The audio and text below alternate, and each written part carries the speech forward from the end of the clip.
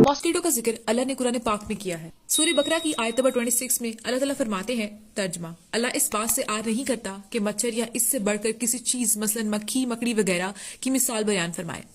जो मोमिन है वो यकीन करते हैं और इनके परवरदिगार की तरफ से सच है, और जो काफिर हैं वो कहते हैं कि इस मिसाल से खुदा की क्या ही मुराद है। इससे खुदा बहुतों को गुमराह करता है और बहुतों को हिदायत बख्शता है, और गुमराह भी करता है तो नाफरमानों को।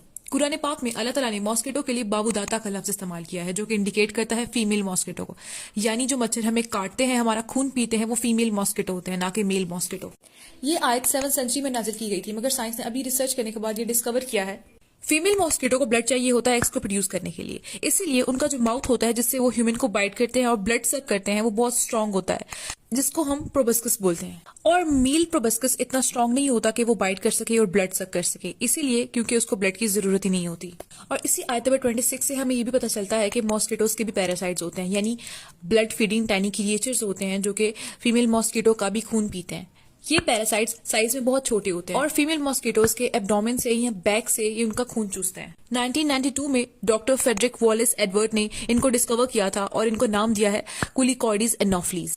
एक और जो बहुत यूनिक चीज है मॉस्किटोज में, वो है उनकी आंखें। साइंस ने डिस्कवर किया है कि मॉस्किटोज की 2 आंखें होती हैं, जिनमें 100 ऑफ टाइनी लेंसेज होते हैं, और हर लेंस ब्रेन को इमेज ट्रांसमिट करता है। इसी वजह से मॉस्किटोज 140 डिग्री एंगल तक ऑपरेट कर सकती हैं। मॉस्किटोज के पास मूवमेंट और लाइट को डिटेक्ट करने की एबिलिटी भी होती है, जिनमें से कुछ लेंसेज लाइट में बेसिक चेंजेस को डिटेक्ट करते हैं, जिसकी वजह से मॉस्किटो अपनी प्रे को देख सकती है।